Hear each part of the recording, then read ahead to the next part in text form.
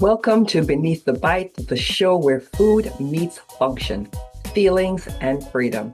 I'm Coach Lorraine, Air Force veteran turned primal health coach and your retreat guide for women who serve and lead. Each week, we peel back the layers of the food or food group to explore how it impacts your body, your energy, and your healing. From hormones to habits, trauma to transformation, we go beyond nutritional labels. Because, well, your well-being is personal. Ready to reclaim your plate and your power? Let's dig in. Hello, my beautiful souls, wellness warriors, and welcome to the very first episode of Beneath the Bite. Yes, it is tea time here.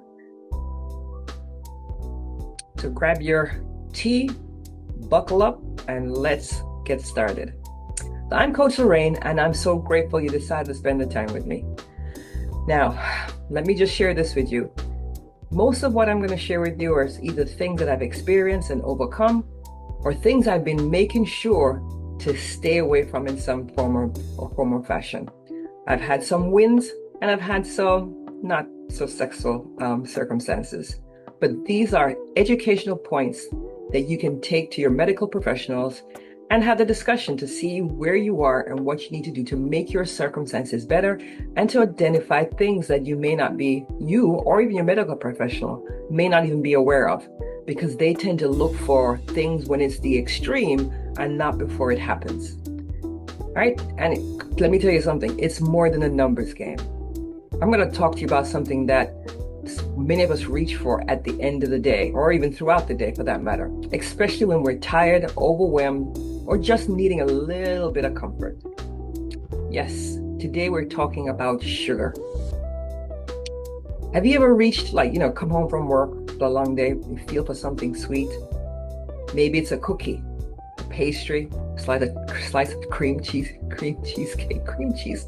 cheesecake, or even a caramel latte for that matter. On the way from work and catch the train, and those delicious donuts and all of the delectables you're tempted by. Only to discover at the end of the day, you may feel a little bloated, foggy, moody, or for many of us, that's that CP time. Well, you're not alone, and you're not broken. But sugar might be doing more than you think behind the scenes.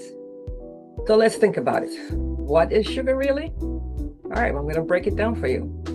Sugar is a type of carbohydrate, a macronutrient your body uses, not necessarily needs, uses for energy. The three most common forms of sugar are glucose, what's considered to be your body's primary source of energy. Fructose, found in fruit and high fructose corn syrup, processed by the liver. And sucrose, which is table sugar, which is 50-50 blend of glucose and fructose. If you're from any kind of warm climate, you probably have had sucrose on a regular basis when you get that sugar cane and kind of suck on the juice. Yes, sugar cane is grown out of the ground, almost like a fruit, not a tree per se.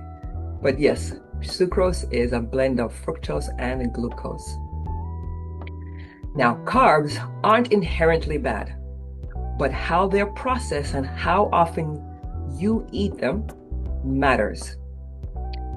Take, for instance, whole food carbs like sweet potatoes, fruits, squash come with fiber, minerals, and antioxidants, all beneficial to the body in most circumstances. But added sugars, especially in processed foods, hit your bloodstream fast. And what you need to do is truly look at the labels of the things that you purchase. And most things that come in a package quite often have some kind of sugar. It may be in the form of high fructose sugar on the label. And some of these artificial or sugar substitutes are no better. Even though they're not glucose, they sometimes spike our sugar or our blood sugar levels just the same. So processed foods hit your bloodstream fast and spike your blood sugar and trigger a wave of hormonal and inflammatory responses. That most people don't even notice until they're living with fatigue, weight gain, or foggy thinking. One of the things that sugar triggers is insulin, which is good in general. But when our insulin levels stay high for too long, circumstances can become chronic. You develop chronic inflammation, and chronic inflammation leads to a wealth of problems in our lives. All right, so what happens in the body when our blood sugar rises?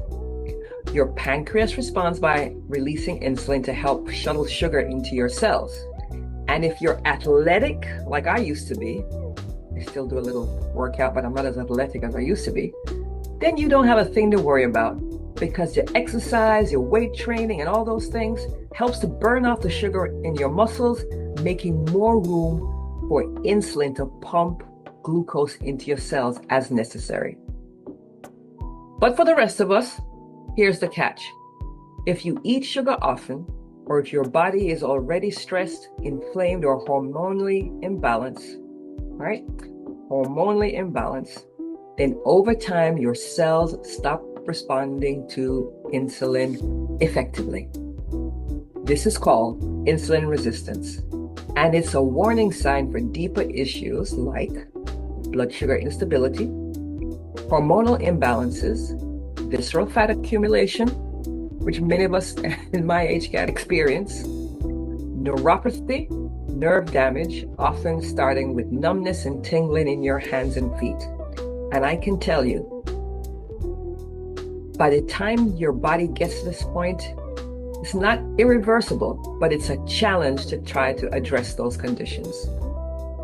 Many women over 40, even those eating mostly healthy foods, are surprised to find out that sugar is at the root of their symptoms, like sleep disruption, anxiety, joint pain, and the stubborn belly fat that just won't budge.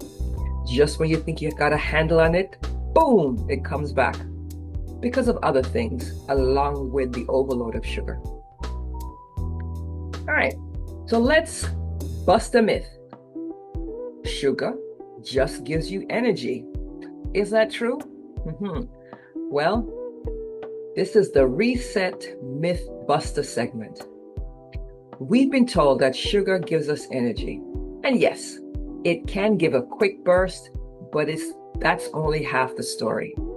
What most people don't realize is that excess sugar creates inflammation, like I mentioned before, especially when the insulin levels stay high.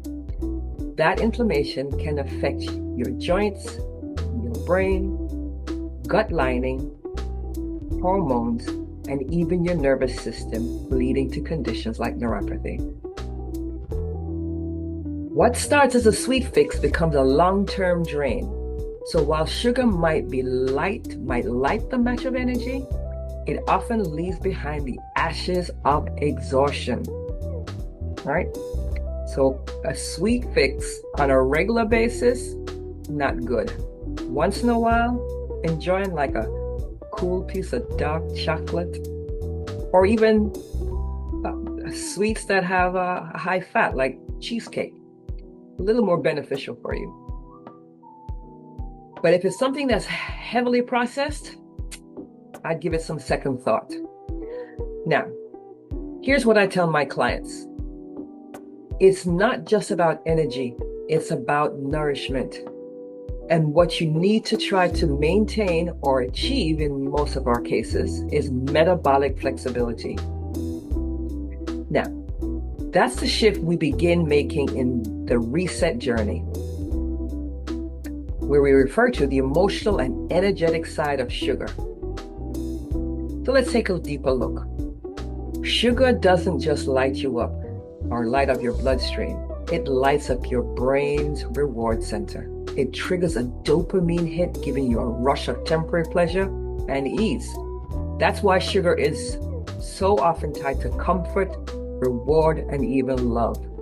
So like I said about the dark chocolate, sweet strawberries, all those things that brings comforts to our life. But sugar also numbs. For many women, sugar is a tool to self-soothe, unprocessed emotions or trauma. And let me say that again, unprocessed emotions or trauma. And that comes in many forms. Now, it becomes a substitute for sweetness we're missing in other areas of our life.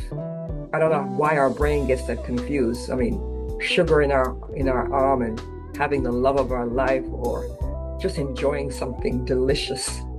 It's just not the same. Anyway, over time, it blocks true emotional clarity and connection to our body's signals. Energetically, sugar is chaotic. It lifts you up and drops you fast. In the Reset community, what we say is check in with your cravings. Are you truly hungry or are you hurting?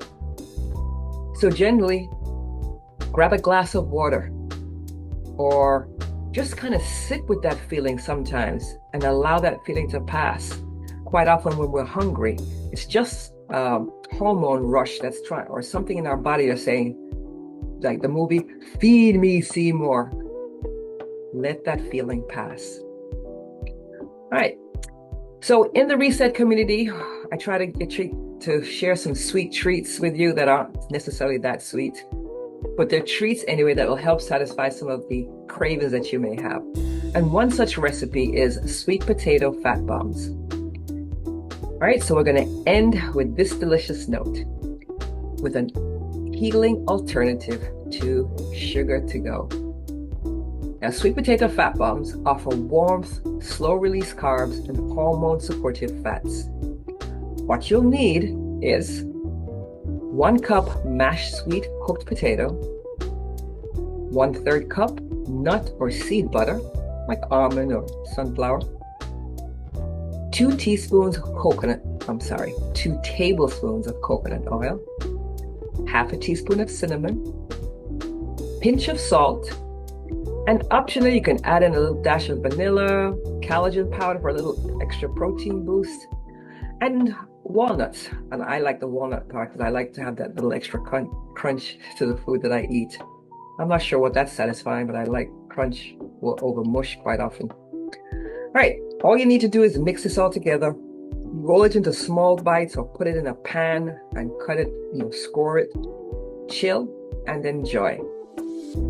Eating the sweet potato fat bombs or even other types of fat bombs, you'll stay grounded, energized, and satisfied without the crash. You can download the recipe in the Reset community as part of the Reset Starter Guide. And this is your personal invitation into a new way of living and eating. So let's do a quick recap.